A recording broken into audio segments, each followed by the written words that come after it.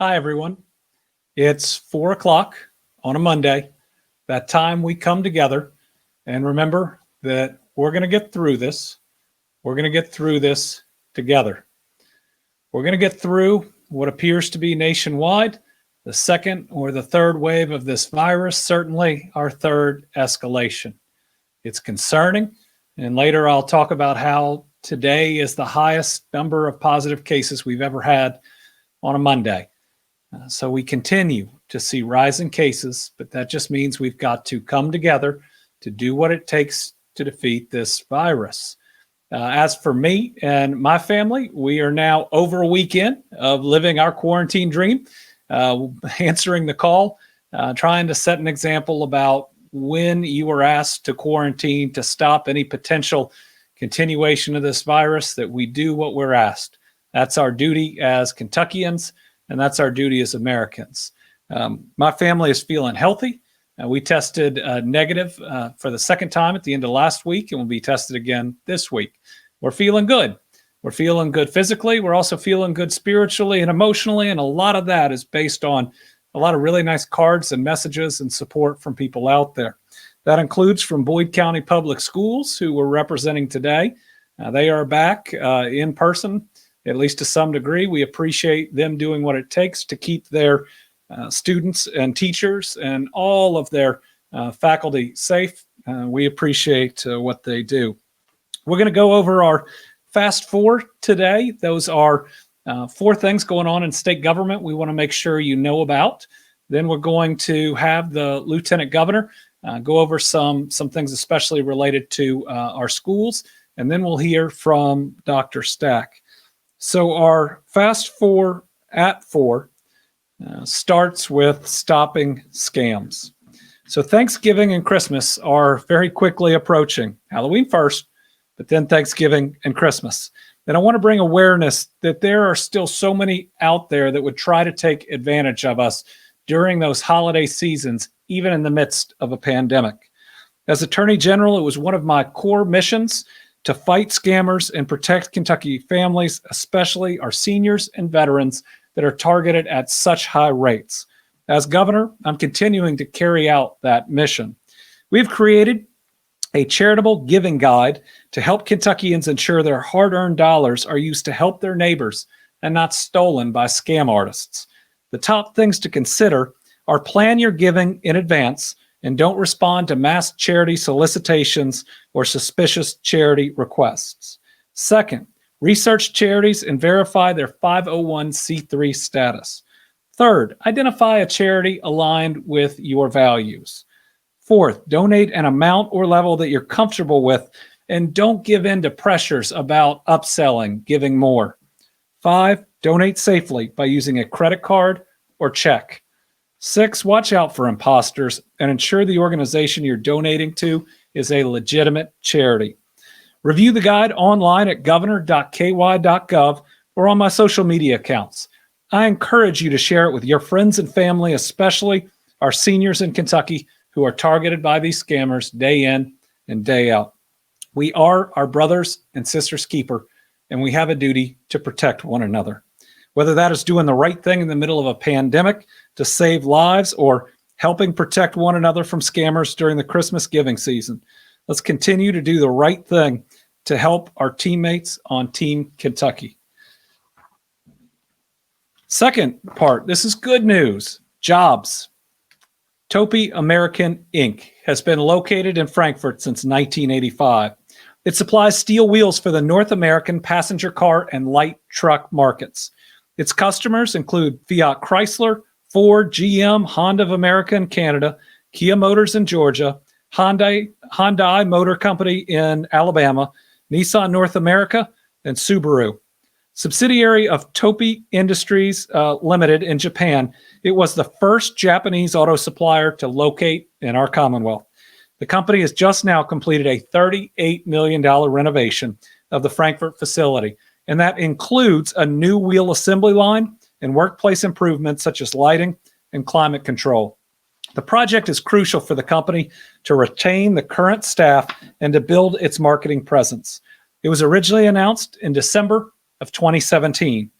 company's commitment to its current staff with the hopes of future growth comes at an important time as the automotive industry battles through the difficulties caused by COVID-19. Kentucky is currently home to 200 Japanese-owned manufacturing, service, and tech facilities. Japan is Kentucky's #1 international investor, employing approximately 47,000 people full-time. The project builds on Kentucky's impressive automotive sector, which includes 520 suppliers. In total, the auto industry employs over 100,000 Kentuckians. Good things are going on in this Commonwealth. Companies that are going to be poised for amazing growth, millions of dollars of investment we're making in infrastructure so that we are ready for the future, so that much brighter days are ahead. But we still have to get through the present. And that's why number 3 on our fast forward today is relief. And here, utility relief. So I know this is a difficult time for Kentucky families, and this administration continues to take aggressive action to try to help those that need help in this downturn. We created the Team Kentucky Fund to help our struggling families in so many different ways. We are providing rental assistance to those that need it. We signed more people up for Medicaid and for SNAP programs for food assistance during this time. We provided dollars to child care centers to help them get through this crisis, and we continue to try to help everyone who qualifies under the federal government standards for unemployment. Now, we're creating additional protections and programs for those concerned with their utilities being cut off. I signed an executive order in May to suspend disconnection of utilities for non-payment. The Public Service Commission for utilities it regulates began a moratorium on cutting off utilities for non-payment in March as well. However, the PSC issued an order that on September 21st, that ends its moratorium beginning October 20th. To ensure that there are protections when this begins, I signed an order today that ends the moratorium on disconnections on November 6th, but takes additional steps to help protect Kentuckians. The orders require that utilities enter into payment plans with residential customers for a minimum of 6 months beginning November the 6th. It encourages utilities to do the same with non-residential customers. The order also continues to waive legal fees for residential customers through December. The order will make the requirement consistent across Kentucky utilities. Here's the thing. The order also dedicates $15 million in federal coronavirus relief funds to create a Healthy at Home utility relief fund. The relief fund will have broad eligibility for Kentuckians who have past due payments and will focus primarily on water and wastewater services that are critical to fighting this pandemic, but it'll include up to $2 million for other utility services. Community Action Kentucky and community action agencies across Kentucky will be taking applications for the fund and administering it. We will soon share more details about the fund and applying for relief under it. Customers will apply through Community Action, but the funds will go directly to the utility to pay off those past due bills.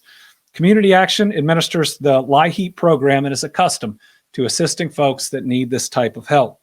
While it's a difficult time for many Kentuckians, this is another resource for our families. Some other resources include Team Kentucky Fund that can be used for utilities as well, the COVID-19 response funds in Louisville and Lexington, the United Way of Kentucky, LIHEAP, the Salvation Army, and our religious communities who are all providing help in this area. It's just another way that we're coming together to meet our basic needs. So today we signed an order that will create another fund, here a $15 million fund to help Kentuckians that right now can't pay their utility bill because of COVID-19, to not only get those paid, but again, to make sure we're not emerging from this pandemic with so much debt that we can't crawl out of it. All right. Last, we have our Mask Up KY campaign. You know, we talk a lot about what people aren't doing. We worry a lot about the small group of Kentuckians and Americans that aren't following public health advice. We probably need to spend a lot more time thanking people for doing the right thing, giving them that positivity that we need to continue doing the right thing throughout the length of this pandemic. Maybe to spend a little less time talking about folks that won't put on a mask and a lot more time encouraging people that do to keep it up. So today we've got a couple of really great examples. The first one is from Christina Sanders, who's talking about Miss Courtney McReynolds preschoolers at Rockfield Elementary. They are doing a great job of wearing their masks while they are doing their schoolwork.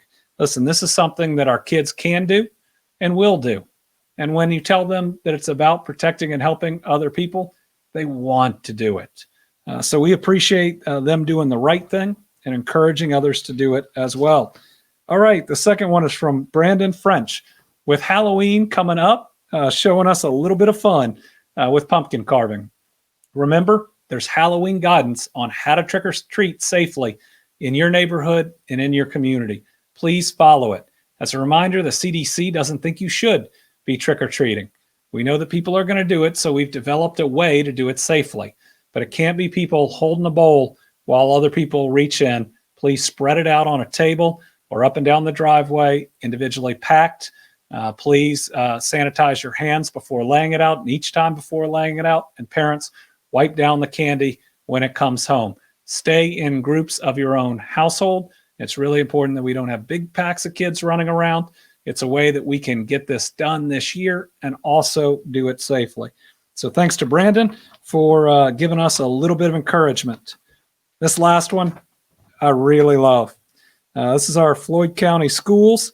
This is our an incredible individual, Keith Mosley, who says he wears a mask to do his part to keep those that sit behind me safe. On my bus, they become my kids, and they are all special to me. I'm going to do what I can to protect them.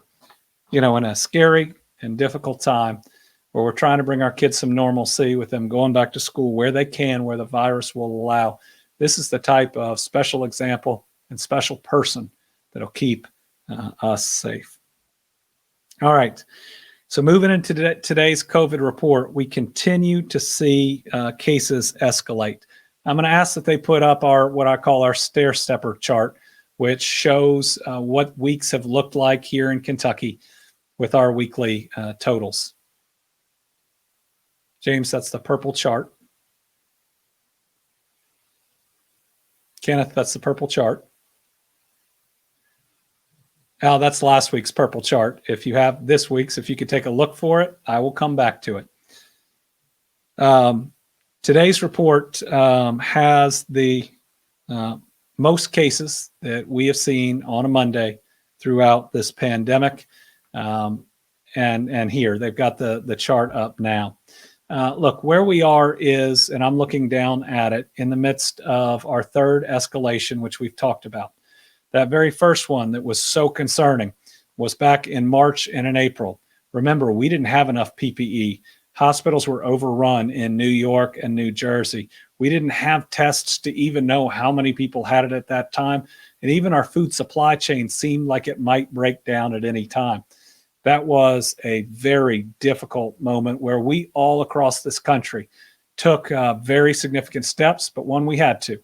One the White House urged us to do. One that basically every state did, because at that time, mass gatherings were spreading this virus at a time when we didn't even have good treatment for it, and the mortality rate was oh so high. But we came together as Kentuckians, and we truly came together. We did healthy at home for the length of time we need to, and we were able to plateau that curve. And then came the period of May, June, really up to about July 4th, where we had opened things up a little bit more. Maybe we got a little more lax, and we saw that next big escalation. That's when states like Florida and Texas and Arizona saw devastating results. A lot of the same type of loss, not quite as large as we saw in New York. And in both of those times, Kentucky was again able to come together the second time, mainly due to a mask mandate, but also temporary additional restrictions on restaurants and bars. Now we are in a third escalation. My concern about this one is it's not just regional, It is all over the country, and it's moving into the fall and into the winter. So without the backlog of cases that we saw last week, this would have been our single largest week, which means basically the line is going up and is going up fairly significantly. That means at a time when we need cases to be going down, when more people are going to be going inside, when our kids are going back or will be back in schools in some places, we need to do better. If we want to keep doing some of the activities that we're doing now, we need to keep doing better. This chart can't continue to go up, because when numbers of cases go up like this, so do hospitalizations, so do people in the ICU, and so do deaths. We never want to be in a spot like we have seen New York, New Jersey, Louisiana, Florida, Texas, Arizona, where our morgues run out of space and we have to have those freezer trucks come up. We never want to be in that spot. So we got to be vigilant. We got to stay strong. We got to keep our mental and emotional health, up in a positive direction. And we got to do what it takes. Because today we're reporting 647 new positive cases of COVID-19. Again, this is the largest Monday we've ever had. Mondays are always lower than other days because of not all labs being open or reporting on the weekends. This is a very high number for a Monday. It includes 81 kids 18 years or younger. It brings our total cases since the beginning in the Commonwealth to 88,247. Positivity rate now at 4.97%. We have been under 5 for a long time, but even that is moving in the wrong direction. 764 Kentuckians currently in the hospital for COVID-19, 190 on an ICU, 190 fighting for their lives because of COVID, 89 on a ventilator. Today we also have 9 new Kentuckians that we've lost. Again, a very high number for a Monday. We've now lost 1,326 Kentuckians. And let me tell you, we don't put somebody on this list until they've gone through a full audit of a committee of public health officials. We do more work to ensure that COVID-19 was a contributing factor than just about any other state, and we follow the guidelines that have been given to us by the federal government. These are Kentuckians that I believe, but for COVID, would still be with us. And let's not lessen the loss to our families by arguing whether or not they should be on this list. This is devastating to each and every one of these families. And it hurts to read it out each day, but it hopefully reminds us that this is real. I mean, the first person on this list today is a 58-year-old man from Lincoln County. I don't know who that individual is, but I'm sure is likely to have parents that are still around that just lost a son. It's likely to have kids that just lost a dad. This virus it's real and it is cruel. And we ought to remember that to make sure we do what it takes to not lose individuals whose families are going to struggle. Second is an 82-year-old man from Franklin County, a 73-year-old man from Jefferson County, 73-year-old man from Marshall County, 83-year-old woman from Mercer County, 85-year-old man from Owen County, 70-year-old woman and a 93-year-old man from Todd County, and a 72-year-old man from Wayne County. Today, we're also being reminded that these individuals aren't just an age and a county. They are really wonderful people. So today we're recognizing Ruthie Martinez, a beloved wife, mother, grandmother, and one of our teachers who passed away from COVID-19. Ruthie was only 49 years old. She lived and taught in Lexington and was called a warrior by Principal Hale of Winburn Middle School. We spoke to Ruthie's husband of 28 years, Miguel, who shared his wife was the most loving person, and she always managed to find the good in people. He laughed, remembering she once said, "I don't know why, but the kids who sometimes act up always love me." And he said it because of her warm and supportive smile. And I think we see right there. Miguel said his wife was a terrific teacher and an amazing human being. She'll be missed by him, their children, and her grandchildren, as well as the students she impacted and all of those who loved her so much. Miguel, today I'm going to wear my mask in honor of Ruthie and ask every other Kentuckian to do the same. The loss of Ruthie is a tragic loss, I know, to your family, Miguel, and to your community, and to Winburn, to Lexington, and to all of us. We're so sorry that this has happened, and we promise for every other family out there, we will do better.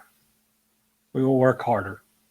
We will stay strong, and we will try to make sure that other families do not lose their Ruthie Martinez.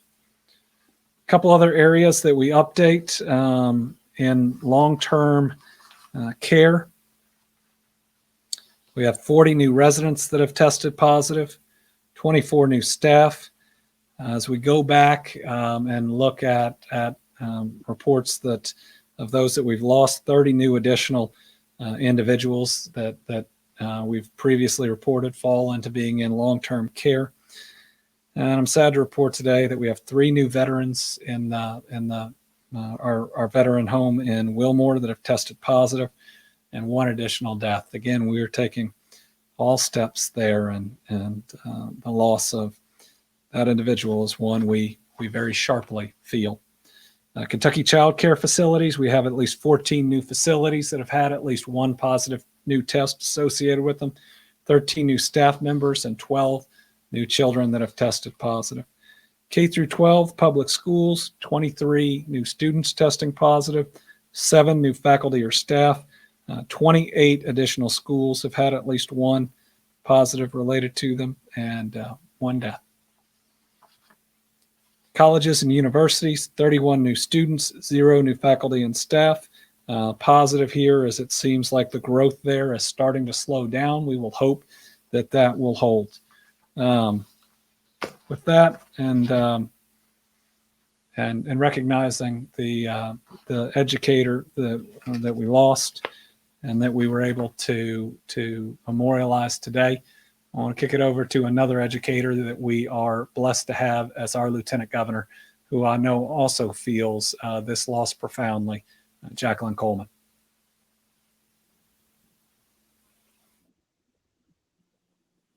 Thank you, Governor Beshear. And you're right, to the family of Ruthie and Miguel Martinez, you are certainly in my thoughts and prayers. As someone who is from the education community myself, this is never easy. When you lose someone in your school, it's like a family. And so you guys are on our hearts tonight, certainly. I am here today to give an update on the school dashboard. Last week, I gave the very first update about the dashboard that is host to all of the numbers for all of our K-12 schools across Kentucky. And so I want to update you on that today.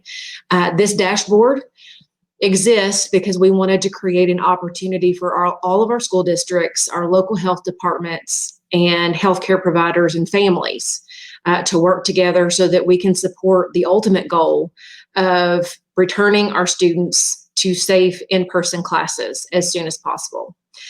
This also gives all of our families and our communities a snapshot of where their school is in the fight against coronavirus. I always say that schools are microcosms of their communities, and so you can almost bet that if there is a spike in the community, you're also going to see one in the school system and vice versa. So this dashboard was made public on September 28th. And there are 1,732 K-12 schools in the database. And you're looking at a live version of what this would look like if you logged on to the website to see where your school or district is. So far, 1,570 schools have reported data for at least 1 day since September 28th. So I'm pleased to say that means that there are 41 new schools that have reported since my update last week. But that also means that we are still holding at 162 schools in this state that have never reported in the 3 weeks that we've made this information public. So I want to say thank you to all of our education leaders across the state for doing the right thing. Our Kentucky families need that kind of effort and commitment from every education leader on a normal day, but certainly during the middle of a global health pandemic. So if you are watching at home and you want to check your child's school's reporting, you can visit this dashboard at kycovid19.ky.gov. If we're going to get through this, as the governor says every day, then we all have to be kind and accountable to each other.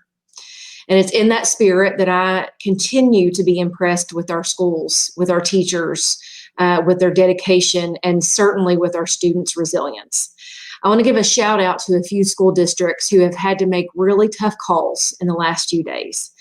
Anytime that you change course, it's not easy, especially when you know that your decision affects so many families within your community.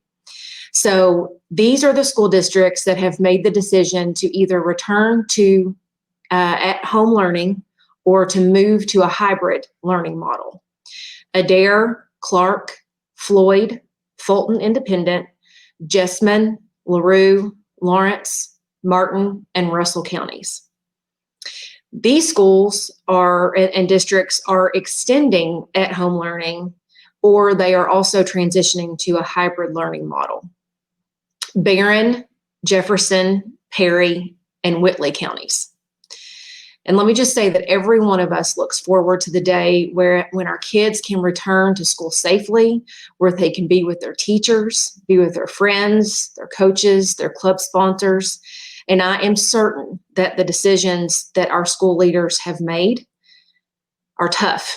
I know that they don't take them lightly. And I know that it's hard when your decision is popular with some and not popular with others. I've sat beside the governor since March as he's had to make tough call after tough call. And so I feel for you, and I know that it's hard, but I applaud you for using the data that we have to make an informed decision aimed at protecting your students, their families, your school staff, your teachers, and all of their families. So thank you.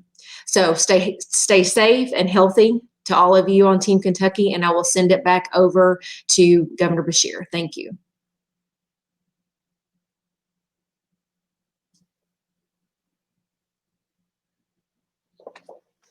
Jacqueline, we appreciate all your leadership. This is truly a Beshear Coleman or a Coleman Beshear administration. Couldn't have a better partner in governing, and we have needed everything that the Lieutenant Governor brings to the table, which is so much every day during this crisis. Now we want to hear from Dr. Stack, who has a couple of updates, including a brief explanation on an initial draft vaccine plan that we provided to the federal government that goes through logistics on when a safe vaccine is ready, how we will distribute it, much of the timing of which will be determined by how fast they can manufacture it. Steve? Thank you, Governor. I think I'm off mute and everyone can hear me this time. Hopefully I got it right this for a change. It's nice to be here. I'm going to give you a quick situation update. James, if you could put up my slides. What we will do is I will start with an update for where we are, and then I'm going to go into the vaccine update. As far as the situation update on this slide, you have New York, which is orange. And the bottom line, if you look to the right side, you have Arizona, which is green, just above that. Then Kentucky, which is blue.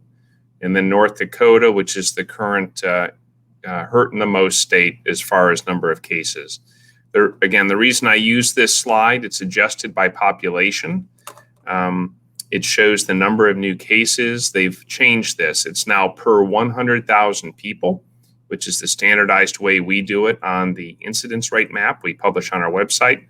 And so You can see New York, which had been hit very hard in the very beginning of this pandemic, and then Arizona, which was hit similarly hard, but much later in the pandemic.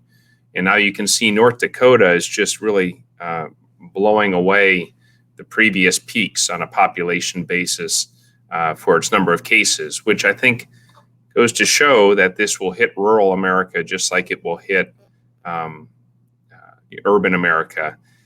For Kentucky, if you look at ours, I really, really wish we weren't high like we are now. That's the bad thing. The good thing, if there's a good thing, is this is a marathon, not a sprint. And I think we've conveyed that all along. And as we do that, we are trying to calibrate responses for the actions we take to the impact on society and this disease. And as we have done that, you can see our cases have relatively gradually escalated over the last 7 months to our current all-time high. So as we do that, it gives the hospitals an opportunity to adjust, communities an opportunity to have the resources they need. It gives us here in Frankfurt the opportunity to try to make recommendations for various interventions so that we can keep the disease from surging cataclysmically, if you will. If you look at how North Dakota is spiking up here, those are the kind of sudden surges that you see for New York, Arizona, and North Dakota that overwhelm health systems because the sudden increase in people arriving at the hospital outstrips their ability to care for them all. So far, we've not faced that. I do have concerns that if our escalation were to take off more quickly, we could be in that situation. Let me share that every hospital is going to have to be prepared to expand the number of people it keeps at its own facility for COVID-19. The only people who should be transferred to the larger hospitals are the ones who require the advanced medical care only available at those larger hospitals. This means that every hospital could at some point feel the strain related to caring for more COVID patients. I'm very grateful to the hospital community. I've had the chance to work with them pretty closely over the last 7 months, and am very grateful for their cooperation with me and with each other. I think they have communicated very collaboratively with each other, and I think that's very good for Team Kentucky. Remember, today we are changing to the calculation of laboratory positivity rate using electronic lab reports only.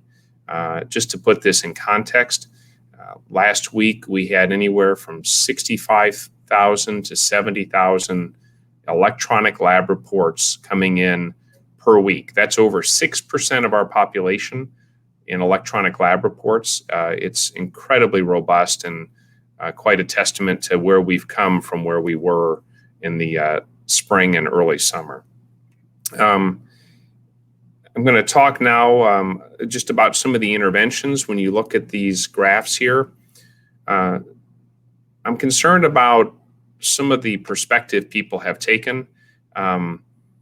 This is a serious illness and it can cause some serious problems. If I had put up the North Dakota slide for the number of hospitalizations, or actually the number of deaths, you could see that that increases a couple, 2-3 weeks after this spike in cases. This is still very serious. That doesn't mean that it has to prevent us from going on with our lives as best we're able to.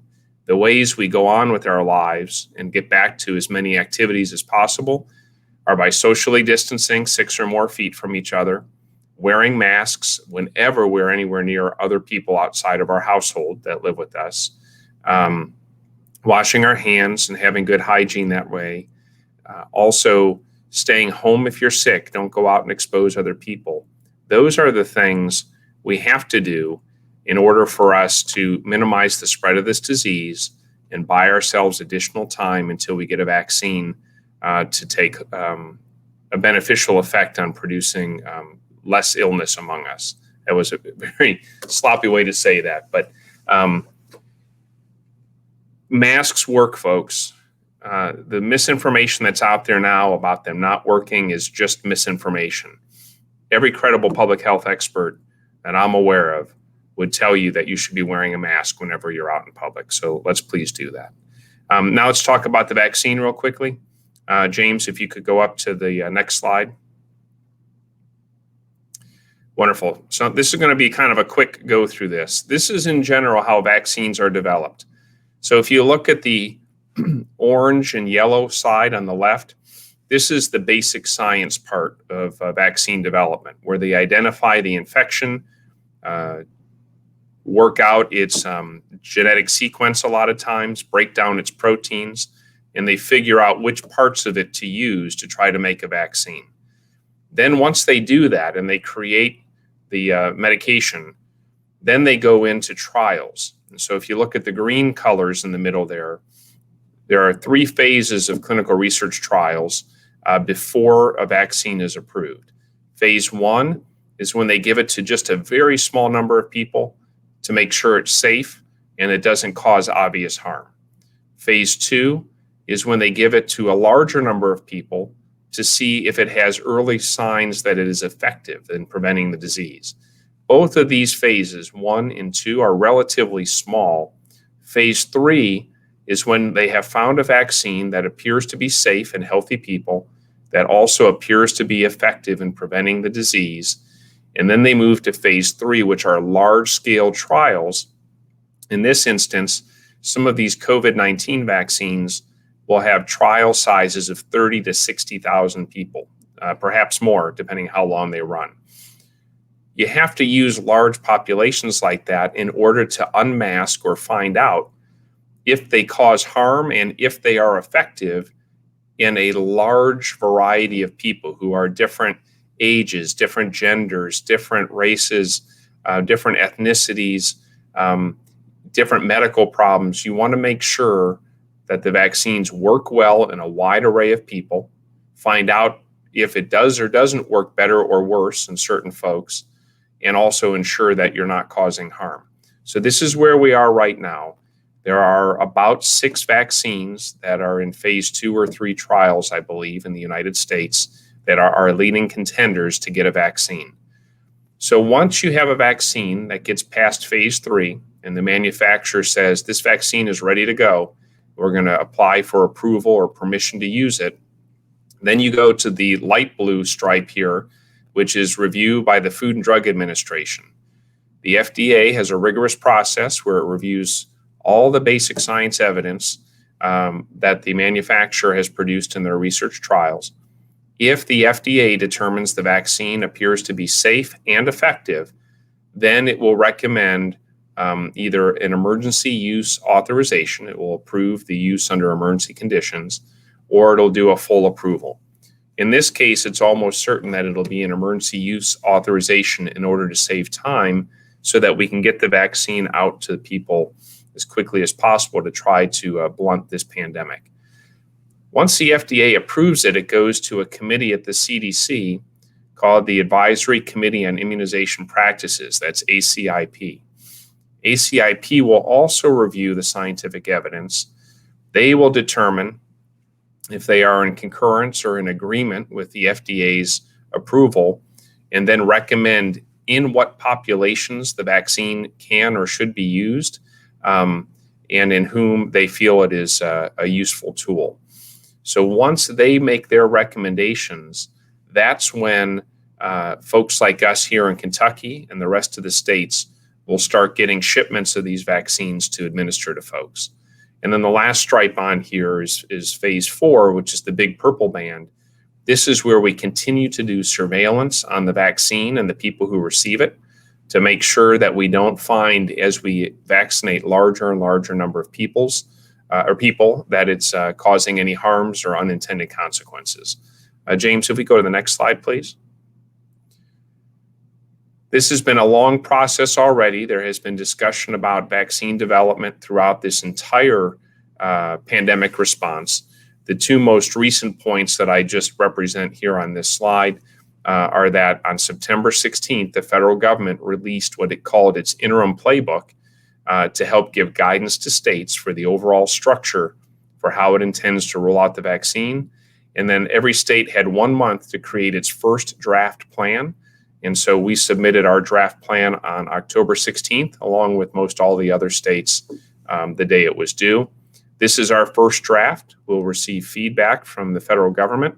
We also have additional details that can't be worked out until we get more information from the federal government, some of which is now just coming out and others of which won't come out until we have an approved vaccine. So this will be one of those things where you get as much ready as you can, and then when new information becomes available, you update it and you move further down the playing field. Next slide, James. When the vaccine first become available, whether it's one or more of them, we'll have relatively small quantities in the beginning. And so what we will have to do is we will have to determine who will get those first small quantities. In a minute, we'll go to a next slide and I'll talk about that process. But what we'll do is initially have to target certain populations to get the vaccine out as quickly as possible. As we go forward in months from there, we'll have progressively larger quantities of vaccine. And then we're cautiously hopeful that by later next year, we should have quite a sufficient quantity to be able to vaccinate the vast majority of the American people. And hopefully by the time we reach the end of next year, everybody who has wanted a vaccine will have had the chance to have a vaccine. So this is showing the slope of this line, how it will increase quickly in the ramp-up phase. And then eventually it will hopefully reach what we know for other vaccines, that you just go get one on a routine basis, and it's not a difficult thing to do. Next slide, James. This is my last slide on this topic. So there are a number of different processes, a number of different agencies or groups that have come up with paradigms for helping to guide the ethical and equitable distribution of these vaccines so that we get it most quickly to the people who need it most, and then do that in a gradual and phased approach as quickly as we can based on the supply of the vaccine and the people who need it. So in phase 1A, we're going to, for every paradigm I've seen has recommended that healthcare workers in particularly high-risk settings and first responders get vaccinated first.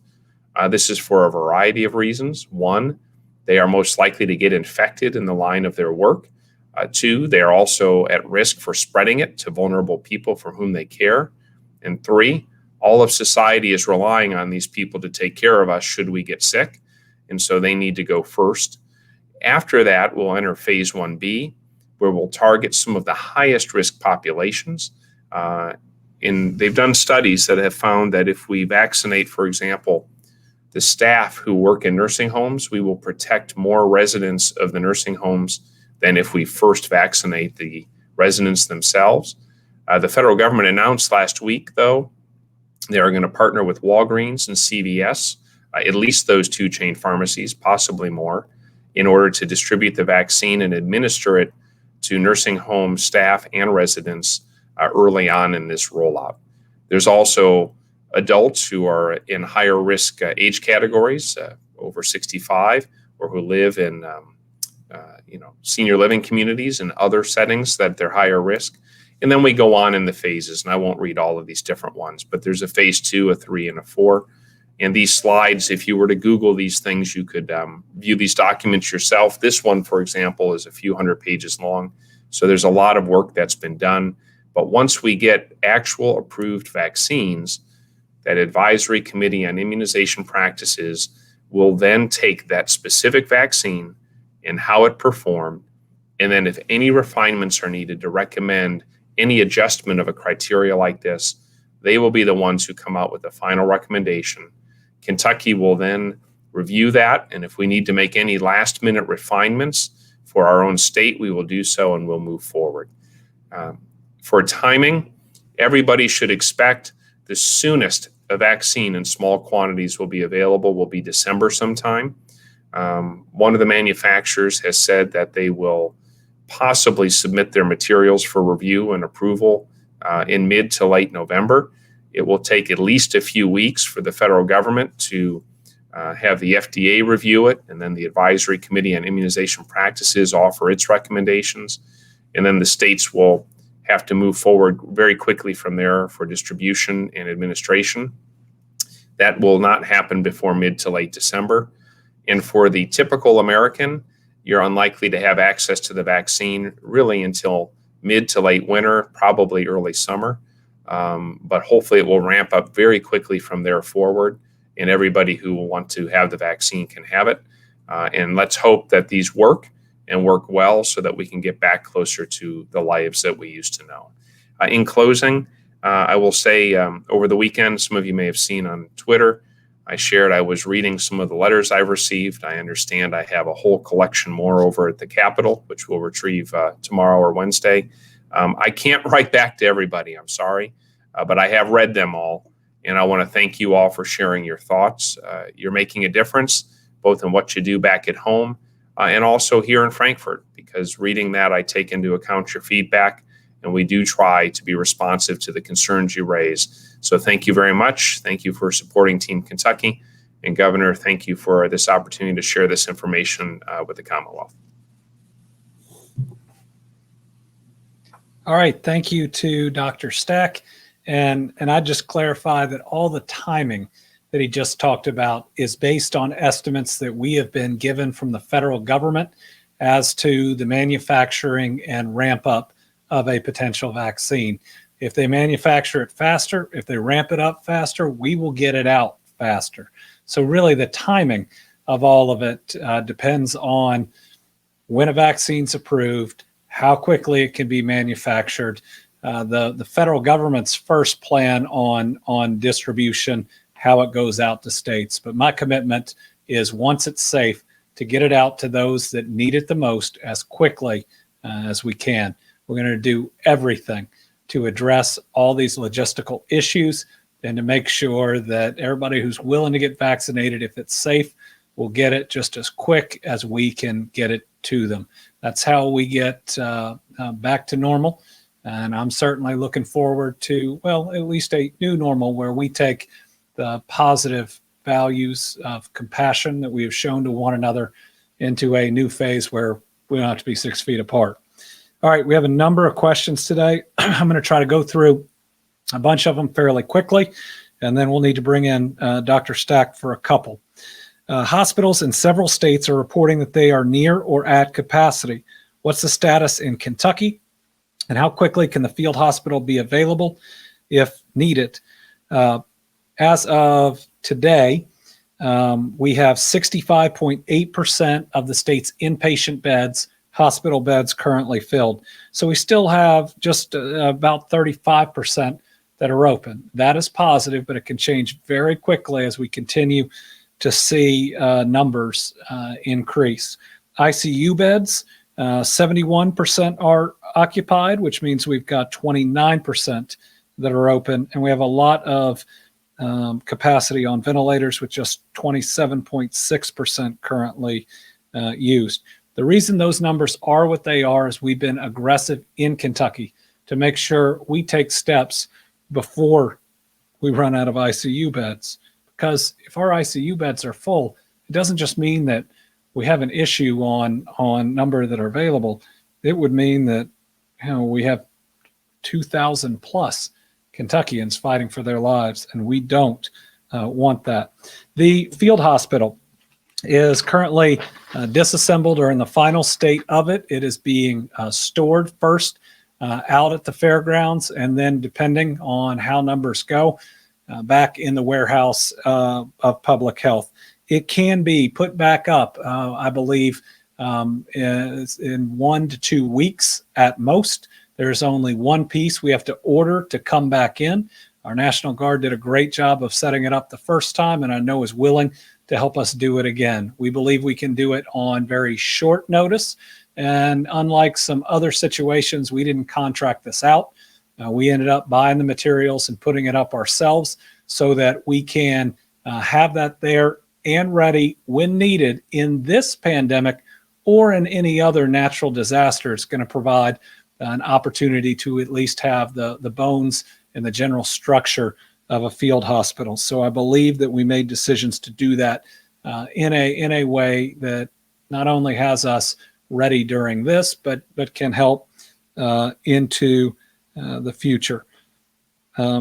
When was it being dismantled? Well, first it was moved a little bit to allow for some activities that were going on out at the fairgrounds, and then it has been in the process of being packed up again, first at the fairgrounds And then as long as we feel like it may not be needed, back at the Department of Public Health, but it's going to be in a position where we can get it up quickly if needed.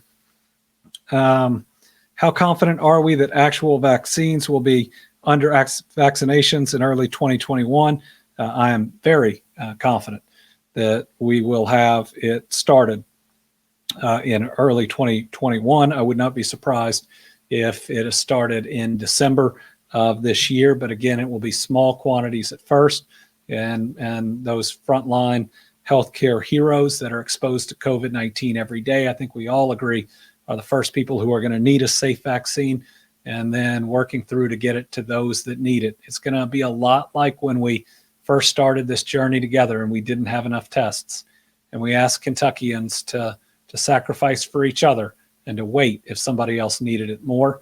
We're going to be in that same spot, but we've shown that we're good people that can do that if it means that somebody who needs it more is getting it first.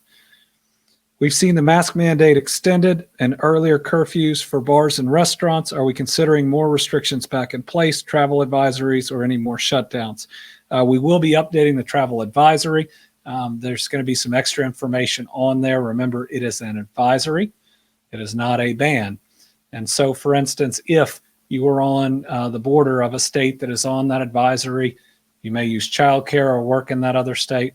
We're not asking you not to, but we're asking you to be extra careful, because what it means is the virus in that state is at such an elevated state as compared to ours. It should guide you in your actions, how much time you spend there, and how especially careful you ought to be while there.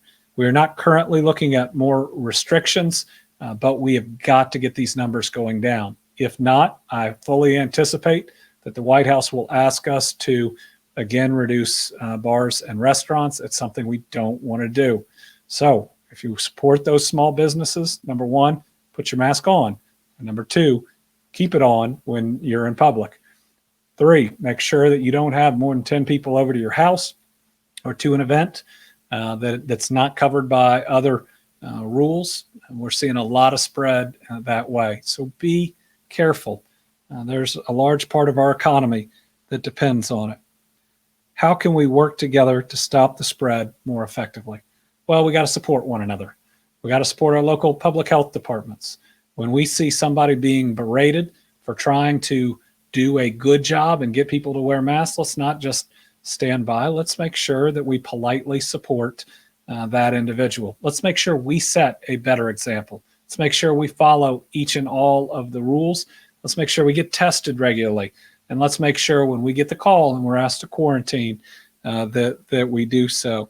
And see, this is the thing. If you'll put up the top 10 rules, we now know how to stop the spread of this virus.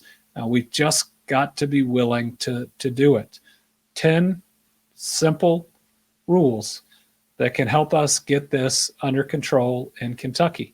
Wearing a mask, social distancing, washing your hands and surfaces, limiting crowds and gatherings, and when you see one, don't become a part of it. Stay home when you're sick. Oh my goodness. Please, please do not go to work or out in public if you're sick. Get tested regularly. Answer that call.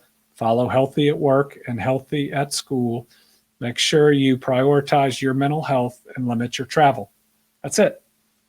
None of that's rocket science, and we can live through all those restrictions, but we have to do it.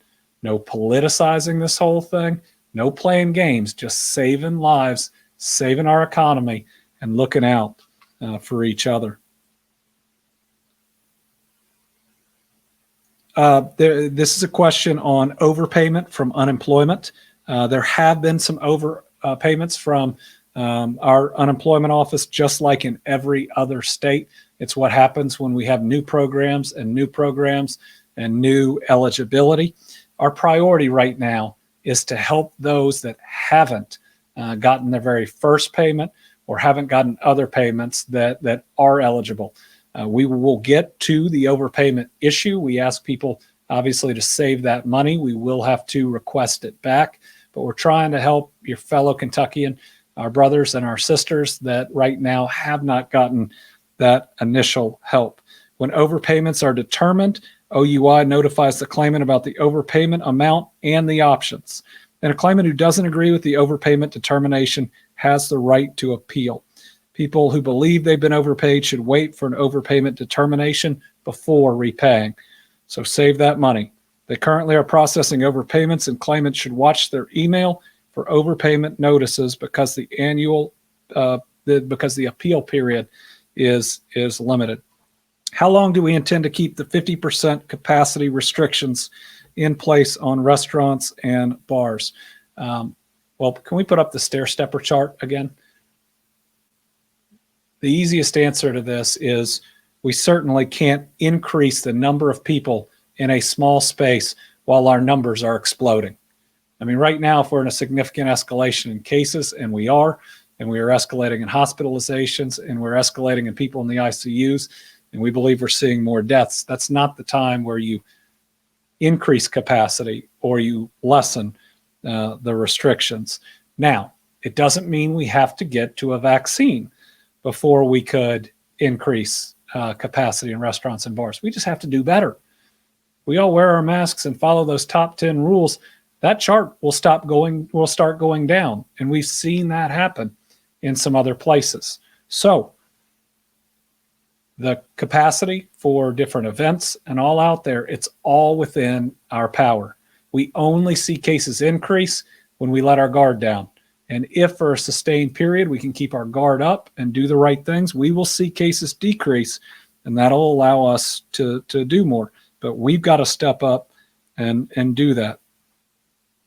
Have we received plans from UK or U of L for men's and women's basketball attendance? If so, what's the status of those plans? I believe we have one of those under review and are communicating. I don't know if that's from the venue or from the university, though.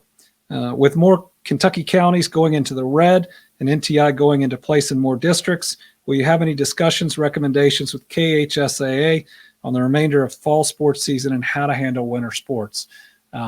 If we don't get a hold of cases exploding, it is going to make it a real challenge with winter sports. You look at the number of counties that are red, they are increasing, and we can't have an average of 1,000 plus cases a day and increasing and not think it's going to impact our lives. But again, we could do something about it.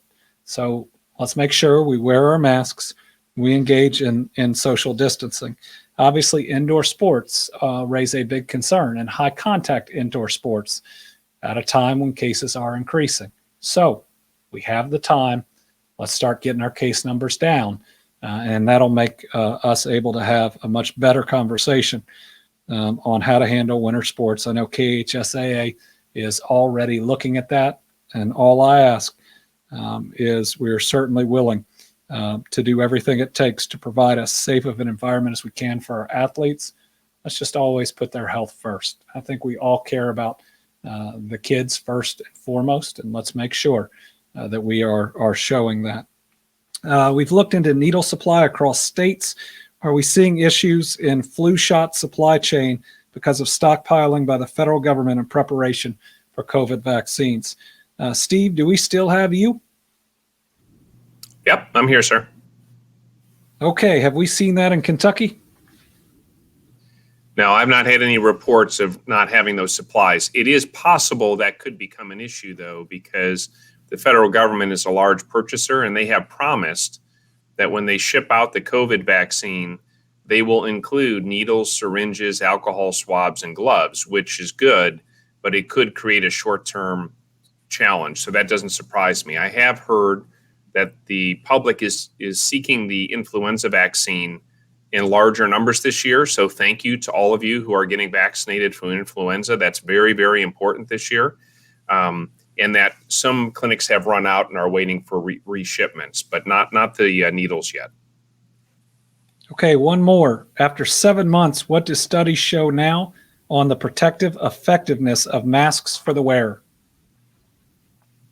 Every credible public health person that I listen to, and I get to communicate with a lot of them regularly, believes that the masks are clearly protective, that they definitely help reduce the spread of the disease. They protect the people surrounding folks who have infection from becoming infected. And they even, in smaller measure, probably help the person wearing them from becoming infected. But if we all wear masks, we could really be back to a lot more normal with a lot less worry if we wore them consistently, all of us, all the time we were around each other. So that is very well substantiated and proven, we believe, at this point. Okay. Thank you, Steve. Next question. Do I have any more details about or comments on the allegations from Treasurer Ball about misspending by the governor's office tied to COVID-19 regulations? Folks, we've seen this type of silly political shenanigans. We are 2 weeks from an election, and what we see before every election is political parties trying to convince you that other political parties don't believe in God or are persecuting members of any specific religion. And it looks like that's what this is going to be, tied to the restrictions we did on all mass gatherings at a time when most states in the country were doing it, and where we were seeing significant spread, including 20 individuals that died connected to a revival in Western Kentucky. Every decision we've made has been a hard one. It's been about saving lives. I've talked to you about my faith just about every day that we have talked. It's something that drives me. I'm a deacon in my church, and we could win this battle against COVID-19 by simply loving our neighbor as ourselves. No. We have tried to spend every dollar correctly, and this is again something right before an election that we'll work through. We'll talk to you about what it is, but I've been entirely transparent about the decisions we made, and I even talked to you when we were talking about in-person church service when it was the scariest. I will say, when we think back to that time, there were only a handful, maybe even just one mass gathering that occurred during a time when it was the bleakest. And I really appreciate everybody else that was making a sacrifice to do things right. Is there a chance for a special session to take up policing reform legislation or other matters related to racial justice before the end of the year, or does that seem unlikely? We continue to have those conversations, but what's been made very clear to me by community leaders and our Black Legislative Caucus is to call a special session. It has to be substantial, not window dressing, but a really substantial package of bills that could help everybody. And we, as of yet, don't see that level to call a special session. That doesn't mean that we're not working towards a regular session, but we are committed to true justice and to ensure that every Kentuckian has real opportunity, and that we address those prejudices that exist throughout our society, and make sure that our Kentucky lives Team Kentucky, where everybody counts and everybody matters. As we end tonight, again, look at those top 10 rules. We used to talk about these a lot, but they're just a pretty simple way to remind yourself of what you can do to help us in this battle. Folks, it's going to take all of us, but we can do this. We are Team Kentucky, and we're going to get through this, and we're going to get through this together. Thank you all very much. Thank you to Rachel for your help today.